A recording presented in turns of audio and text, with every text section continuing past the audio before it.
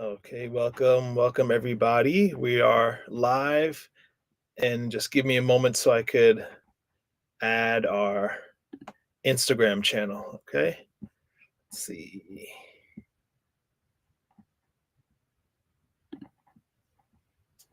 The process is a little complicated, so bear with me. You should be able to see the topic for tonight in our actually, if I showed it. If not, yeah, I don't think that's showing. So what we're talking about tonight is foods that reduce insulin needs or insulin resistance, and more specifically, foods that boost the function of our mitochondria. Okay. So just give me a moment so I can let the people on Instagram on, and definitely it's going to be a good one. We actually did this topic some time ago, emphasizing the foods that boost mitochondria. But I want to go more into detail on these foods, why they're good, talk about different studies that prove their effectiveness, to kind of encourage you to add this to your shopping list. All right. So maybe I got to refresh the screen. I'm not sure. All right, let's try this again. Wish it would make it simple. All right. So, as always, if you have questions, put them in the chat. Foods that, and just bear with me as I invite the people on Instagram on here.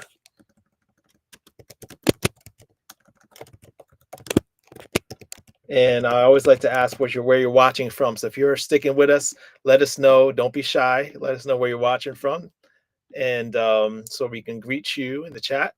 And especially if you're a first time with us. That's awesome. I may not be able to get my Instagram family on. All right. I'm trying. Let's see. Let me try this one more time. I'm gonna try one more time. If it doesn't work, then guess it wasn't meant to be to have Instagram folks with us. All right. It's gotta, they make things so complicated. All right, I'm gonna try one more time, and then we'll proceed with no delays. All right, it's not working. It's all right. So it's just nice to have more than one platform watching. We have some really good things we try to share on this channel, and my mission is to get it as much as this information out there, because it really is saving lives, right? I got into medicine for that purpose, to help people to not just manage disease, but to heal from it. And that's the amazing thing about food, right? We talk about a lot of things in this channel, but mainly it's food. It's the power of food to heal the body, and that's what we're going to go into tonight. We're going to talk about the power of foods to heal the body. So let me know in the chat if you are familiar with the term mitochondrial dysfunction, right? Well, first off, I should ask, are you familiar with mitochondria? Did you pay attention in biology class? Because mitochondria is huge. It's so important that actually there's a theory called the mitochondrial theory of aging. Okay, so what this basically states is that, or the theory, as the theory goes, is we age. The reason why we get older, we age, is because our mitochondria slowly loses function, right? So and it does make sense if you know what a mitochondria does. So the mitochondria, going back to high school, are the little tiny organelles. There are hundreds to thousands of them in every single cell in your body, and what they are the powerhouse, right? They are responsible for providing energy to the cells, the tissues, the organ systems, throughout your whole body. They're the power source, right? And just think about this. Like, I have my cell phone here, right? No matter how fancy the cell phone is, no matter how much I paid for it, no matter how advanced it is, it's dead without power, right? This cell phone is dead without power. And even as you power it, and as it gets older, one of the reasons why it starts to decline in function is because the battery life, right? Its ability to hold power decreases. So the theory is, as we get older, our battery starts to drain. What is the battery of the body? Mitochondria. So it goes without, probably explaining that if you want to improve your longevity, but also reverse chronic disease like diabetes, then it's very good to learn how to keep our mitochondria healthy and functioning. But not only that, we're going to be sharing foods that not only increase the function of your mitochondria, but also increase their number. Right. So imagine that you can actually, with specific foods, not only increase the function of your mitochondria, but also increase how much mitochondria you have, the function, right? So what I'm gonna do is share some slides. Um, First off, I think it's important for us to know like what happens or what causes mitochondria to go bad in the first place. So this is pretty simple to explain. So mitochondria dysfunction happens because of so many reasons. Um, as we get older, of course, these things accumulate inside our body, but everything from the UV rays of the sun, causing, well, I should say, as an umbrella term, free radical damage from many different ways starts to damage not just the mitochondria but the DNA close to it. So we obtain this free radical damage every single day. It's estimated that every single day, just to give you an idea, that you get 10,000 hits to your DNA, and that's probably a conservative number from all these things that from environmental pollution, industrial pollutants, toxins, pesticides, radiation. But the main source of free radical damage is really our food, right? The stuff that's in our food. So when this accumulates inside our cells, one of the first things that gets damaged is our mitochondria. And the reason why that is because if you think about the mitochondria's location within the cell, it's very close to the DNA, right? If you remember this, going back to high school, mitochondria is close to the nucleus, right? Which is where the DNA of our cells is housed. The information system, right, is close to our mitochondria. So as the mitochondria is doing its thing, and this is the thing, not only are you getting free radical damage from the outside, but you also have free radical damage within your cell. Every time your cells are functioning like any machine, there are some kind of damage happening, right?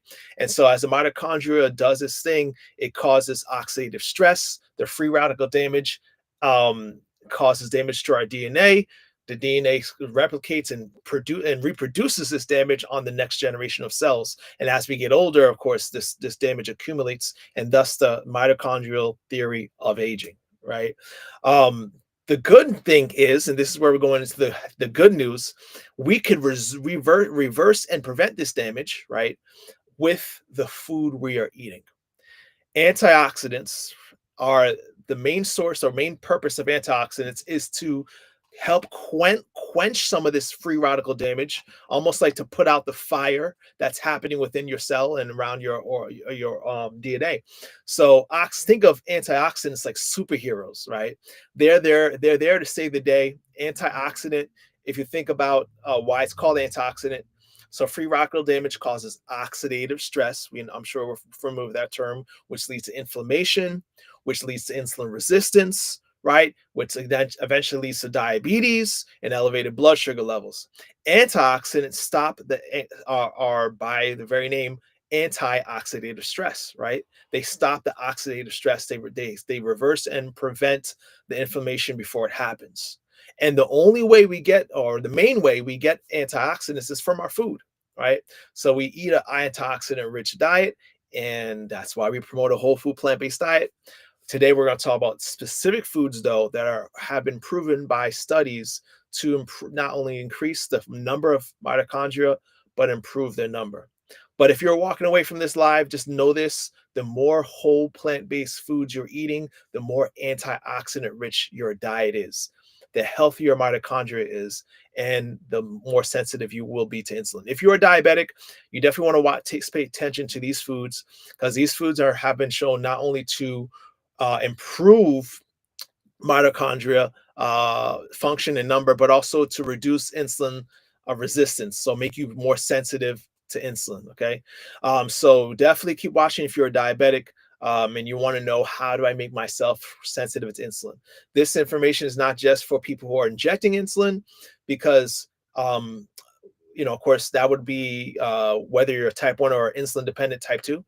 But even if you're not taking insulin, you're type 2 diabetic, you're not taking insulin, you are suffering some level of insulin resistance, because type 2 diabetics, the main cause of type 2 diabetes is insulin resistance. So it is very good for you to learn how to eat to make your body sensitive to insulin, and then you'll tolerate glucose, you'll tolerate carbs. All right. Um, so let's go into it. Okay, so let's go right straight to it. I try to be quick. I try not to take too much time with these lives. So we're probably gonna be on here for another 15 minutes at the most, right? All right. So food, specifically, the foods that we're focusing on are foods that are high in phenolic content. Polyphenols are a class of antioxidants or phytochemicals, right? That have antioxidant components. Think of phytochemicals as the part of the plant that protects it from harm. Okay. The way I like to describe it is like animals have muscles, right? We got joints, we got limbs to keep us from danger. Plants have chemicals. Plants don't got muscles. Plants don't got bones. So how does a plant protect itself from predators, from the environment, right? From pollution and toxins, from killing it? It produces these antioxidant chemicals. These phytochemicals are its plant defense system. We eat them and we get the same defense in our body, right? From the same pollutants and toxins. So the foods that are high, studies show foods that are high in a very specific chemical, phenols, are very good at reducing insulin resistance and improving mitochondrial function, right? And well, I mean, mitochondria, there's this study of mitochondria preserves so many lives. We're probably got more than one, but just I want you to keep in mind that mitochondrial dysfunction, why it's important on a channel about diabetes, is because mitochondrial dysfunction leads to insulin resistance, which leads to diabetes. And insulin resistance leads to mitochondrial dysfunction, which worsens diabetes. It's like an endless cycle, right? So it's very good for us to know what foods will boost our number of mitochondria and its function. All right. I hope I'm not going too fast. If you have questions, slow me down. Say, Lewis, you're going too fast. I'm right here. We got time, but slow me down in the chat, right? If you're not asking questions, I'm guessing you're with me and you get it. All right. So the first food we're going to talk about, and there's I'm sure there's more than these foods I'm discussing. There's more foods. It's not an exclusive and exhaustive list, but these are the foods that have a lot of studies behind them. Soybeans. I know soy gets a lot of bad rap in media today, but soybeans are a great source of phytochemical called genistein. Genistein is proven to improve insulin resistance or reduce it, and also improve our function of mitochondria. This is a study of 60 obese patients who were all insulin resistant, and they gave them 50 milligrams of genistein, which is equivalent to about a cup, it's about 2 servings of soy a day. So you're talking like a cup of soy milk and maybe like an ounce of a serving of tofu, right? So just 2 servings of soy a day, equivalent to a 50 milligram dose of genistein. And for 60 days, they took this supplement. And it's let's see what happened. So after 60 days, the group that had the supplement had an increased number of mitochondria in their muscle cells. This is very important to note, because mitochondria, or I should say our muscle cells, are where insulin resistance primarily shows up. So when you biopsy muscle tissue, you could actually correlate the amount of insulin resistance by the amount of saturated fat in the muscle, right?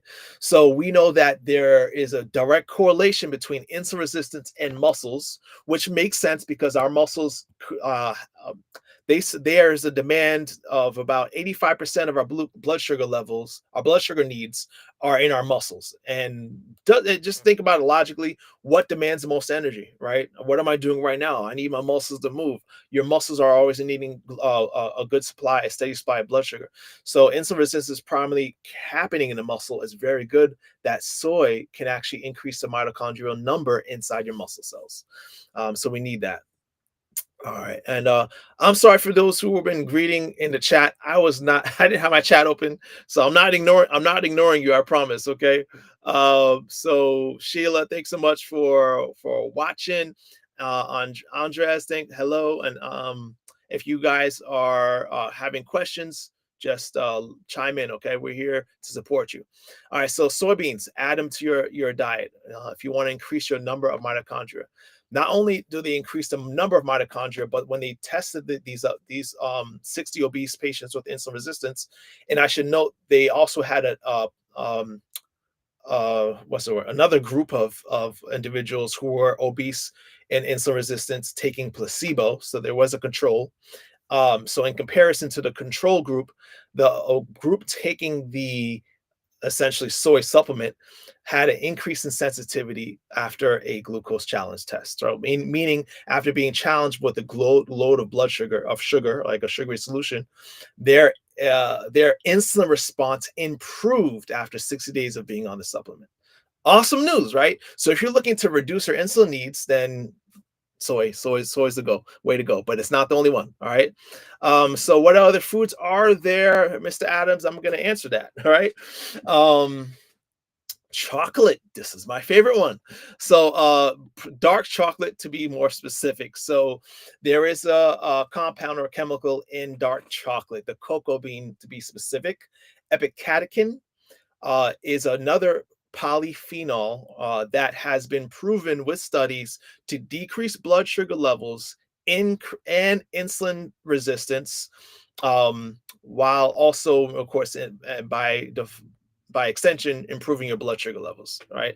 So if you're looking to decrease your blood glucose, your and insulin resistance to make you more sensitive to carbohydrates, this is a great thing to add to your foods.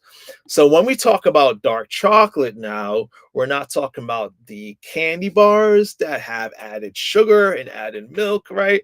So I could say, well, dark. You could probably get a dark chocolate with low sugar content, but if you want to get the purest form of this chemical, of this polyphenol, you want to get it close to its source. That's one of the principles we have here in Diabetes 180. We try to encourage getting foods as holistic as possible with minimal processing. This is one of the brands I get from Target.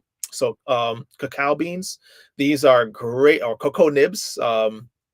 I think it's cacao nibs is what you call it, how it's pronounced. Great addition to oatmeal or smoothies, right? Or baking with it. So very good. It's a very strong taste for sure. So I guess you can snack on it, but it's really good to add to like things like oatmeal or smoothies. So definitely start adding that to your meals if you want to increase your sensitivity to insulin and prevent your risk of diabetes, as well as reduce medications. All right, so next up is red grapes, but more specifically, resveratrol. So in this study, 150 milligrams of resveratrol, that's supposed to say per day, not pay. 150 milligrams of resveratrol per day led to reduced fasting blood sugar levels, reduced insulin resistance, a lower A1C, and improved mitochondrial function, right? And most likely it was an improvement in mitochondrial function that led to the above benefits of resveratrol. Now, I have to highlight something when it comes to this. If you want to get, what's a good question? Well, Lewis, how much red grapes do I need to eat to get that much resveratrol in my system? You probably need about 10,000 grapes. So this is probably going to be the only food that I'd say, if you want to get its polyphenol benefit, you have to get it in supplemental form. You're not going to get enough red grapes to significantly have an impact that resveratrol would bring equal to these studies. Okay, obviously red grapes is good for many reasons. It's a great anthocyanin that has anthocyanins that are good. So there's other phytochemicals that are in the grape. You're going to get at its and in its nutritional dose, or dietary dose. But I think if you're really looking for resveratrol benefits, get it to supplement. Another thing I have to say to another thing that should be mentioned is that there's still much study needed because You'll see a lot of people talk about the benefits of resveratrol. Unfortunately, many of the benefits that are highlighted online are based on animal studies. The human studies, when it comes to short-term benefits, there's some really great short-term benefits like the ones listed, but if interesting enough, when you look at long-term human studies with resveratrol, it doesn't really add up to its hype long-term. So I recommend this maybe supplementing with resveratrol if you're trying to increase your, let's say you suffer insulin resistance and you're trying to adopt a whole food plant-based diet. You're trying to increase your carbohydrate consumption, but you don't want to experience spikes in your blood sugar levels. During that transition, that'd be great to use this supplement to help with blood sugar spikes. Yeah. So yes, Audrey, dairy free is what I'd recommend. Milk, so not non-dairy, like the product I showed earlier for your cocoa, right? All right. And then we have, I think this might be the last one. Possibly, yeah. Nitrate-rich vegetables. It has definitely made the list. Nitrate-rich vegetables, you're talking about arugula, rhubarb, beets, basil, cilantro, Swiss chard. Those vegetables that are rich in nitrates are good for our mitochondria, which really makes sense when I learned this because we all know, or many people know, that nitrates are good for blood pressure lowering, right? So if it's actually is almost equivalent to blood pressure medications in its effectiveness. But it also helps boost your exercise capacity. So there's actually less demand for oxygen for less work, right? You can get more work out with less oxygen when you're eating nitrate rich vegetables on a consistent basis. One term for this, the athlete's term, is beet doping. I actually tried it myself. So I by drinking like a cup of beet juice 30 minutes before exercise, you're supposed to experience this boost of energy. I was let me try it out. So I tried it out. I started drinking beet juice before my workouts, and it works. I mean, the most objective way finding I found was when I was starting a running regimen. I decreased my mile time on the treadmill by 30 seconds within just one day to the next. So, one day without, one day with it, my mile time was improved by like 36, 37 seconds. That's pretty significant, right? And after running that mile, I didn't feel as winded as I did the day before without the beet juice. So you guys are looking for a natural pre-workout drink. Yeah, get you some beet juice, organic beet juice. But nitrates, not just for the increased exercise capacity, but it has a profound effect on basal human mitochondrial function. This is based on this was published in Cell Metabolism. So yeah, add your nitrate-rich vegetables to your meals, right? And you could easily add it to meals. Actually have some at same article, Cell Metabolism. They also write it may also have implications in metabolic and cardiovascular diseases. So obviously diabetes, by extension, by improving our mitochondria, it's going to improve cardiovascular disease, metabolic dysfunctions, metabolic syndrome, by eating nitrate-rich vegetables, where any disease in which dysfunctional mitochondria plays a role. Right, you want to add that definitely to your meals. So in finishing, we have our honorable mentions: apples and onions for polyphenol called quercetin, blueberries and red grapes. We talked about that red grapes already. Cinnamon. So for a very unique or well thought out name, cinnamic acid. Coffee beans, which also, and then this is interesting, because some people say, I don't, I do caffeine. Well, you can do decaf. Decaf, it's not the caffeine that you get where you get the mitochondrial benefit, but actually the polyphenol is in the bean itself, not the caffeine. So you could just try decaf. All right. Oh yeah, Sonia asking a good question here. Is there any healthy natural teas to drink? So for mitochondrial function, I would say green tea is really good because green tea is rich in antioxidants, right? So that's something I probably recommend. But these foods specifically are the ones that we have studies to back its improvement in mitochondrial function. I'm sure there's more than that. There's probably one other honorable mention I probably would add to this list. That is sulforaphane from cruciferous vegetables.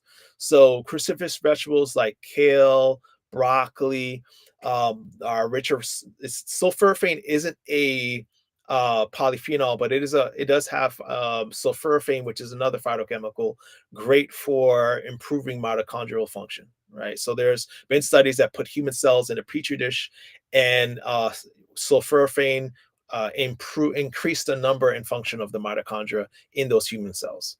So there's a good start right here, right? So take this list, and actually, to help you guys, I did put a cheat sheet in the description section. So if you're watching on YouTube or Facebook, you can actually grab the cheat sheet, and it should be like a visual representation of the foods that we talked about today, that you can start adding to your meals, to your daily regimen, to improve your mitochondrial function, experience that boost in energy, and extend your battery life, right?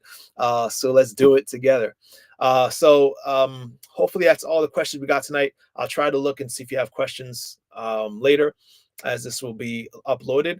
But please join us every Monday, 7 p.m. We're going to talk about diabetes specifically, but also other related metabolic syndrome or chronic diseases. All right. So, beloved, I pray above all things that you may prosper and be in good health, even as your soul prospers.